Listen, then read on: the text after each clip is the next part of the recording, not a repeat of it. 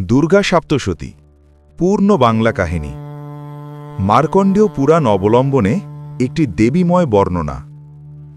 ভাবনা ও নির্দেশনায় কৃতানু ভট্টাচার্য, যিনি এই সমগ্র কাহিনীর নির্মাণে প্রাণ সঞ্চার করেছেন।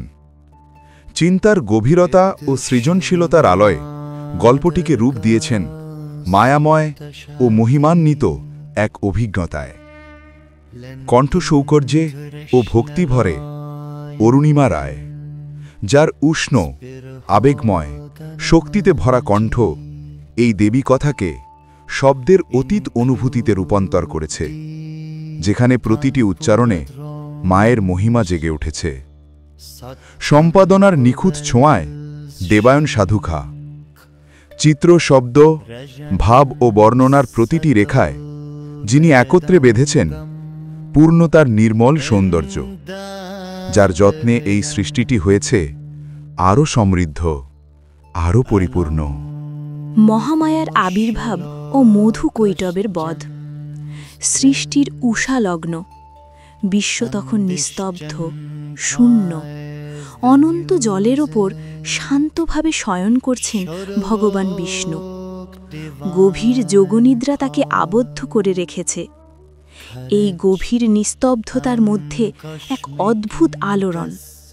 বিষ্ণুর কর্ণের মোম থেকে জন্ম নিল দুই ভয়ঙ্কর অসুর, মধু এবং কৈটব। তাদের চোখে আগুন, কণ্ঠে অহংকার। আমরাই সৃষ্টির প্রভু। তারা আক্রমণ করল ব্রহ্মাকে, যিনি পদ্মের ওপর বসে সৃষ্টিকর্মে মগ্ন। ব্রহ্মা বিচলিত হলেন। বিশ্বের সমগ্র ভার যেন তার বুকে নেমে এলো। তিনি প্রার্থনা করলেন, হে মহামায়া, হে বিশ্বজননী, বিষ্ণুর ওপর থেকে তোমার মোহ সরাও, তাকে জাগাও, আমাদের রক্ষা করো। প্রার্থনা আকাশ ছুঁয়ে পৌঁছে গেল দেবীলোকে। অচিরেই এক উজ্জ্বল আলো, এক অসীম জ্যোতি আবির্ভূত হল। সেই আলোই মহামায়া, বিশ্বজননী।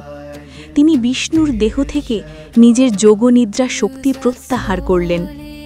বিষ্ণুর চক্ষু খুলে গেল আগুনের মতো দীপ্তিতে। তিনি মধু কৈটবের দিকে তাকালেন এবং শুরু হল এক মহাযুদ্ধ। অসংখ্য যুগ কেটে গেল যুদ্ধের ফলে। অবশেষে অসুরদ্বয় অহংকারে বলল, যেখানে জল নেই, শুধুমাত্র সেখানে আমরা মৃত্যুবরণ করব। বিষ্ণু মৃদু হাসলেন। কসমসকে প্রসারিত করে তিনি তাদের নিজের উরুর ওপর স্থাপন করলেন। এটাই ছিল একমাত্র শুষ্ক স্থান।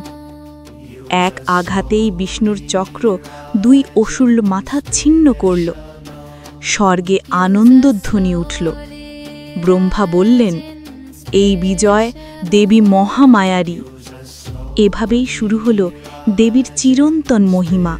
মহিষাসুরের উত্থান এবং দেবী মহিষাসুর মর্দিনীর আবির্ভাব।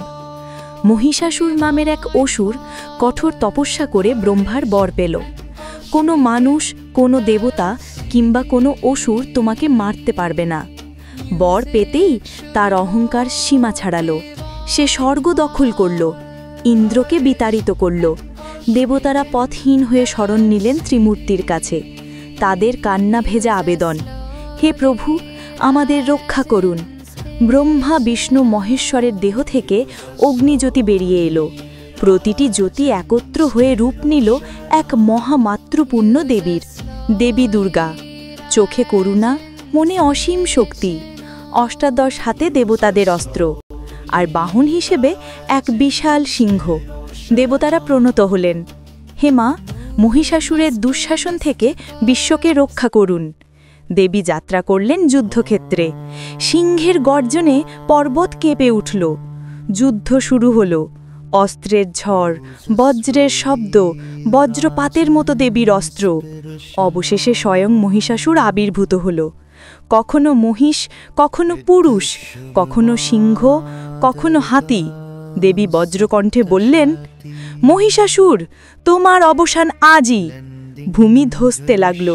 দেবী লাফিয়ে তার পিঠে চাপা দিলেন এবং ত্রিশূল বিদ্ধ করলেন। মহিষাসুর নিঃশেষ। দেবীর নাম হল মহিষাসুর মর্দিনী। চণ্ডিকা রূপে দেবীর ক্রোধ, ধূম্রলোচন, চণ্ডমুণ্ড ও রক্তবীজের বিনাশ। শান্তি বেশিদিন স্থায়ী হল না।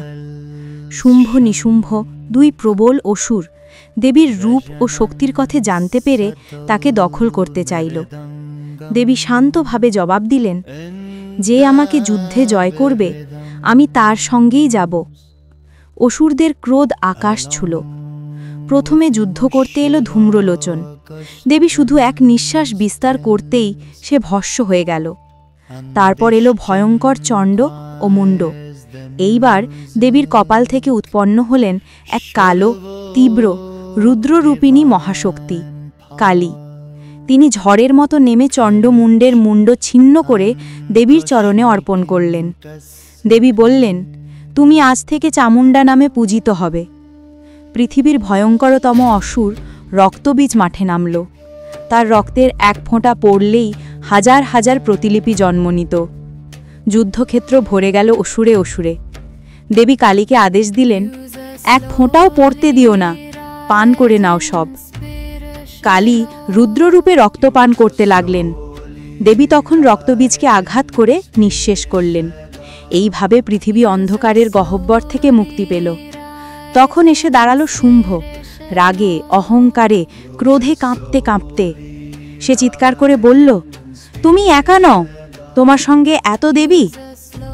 দেবী হাসলেন, আর তার দেহে থাকা সমস্ত দেবীরা পুনরায় তার মধ্যেই বিলীন হলেন। তিনি বললেন, আমি একা, আমি আদ্যা শক্তি। বিশ্ব আমার থেকেই সৃষ্ট, আমার মধ্যেই লয়। দুজনের যুদ্ধ নাড়িয়ে দিল তিন ভুবনকে।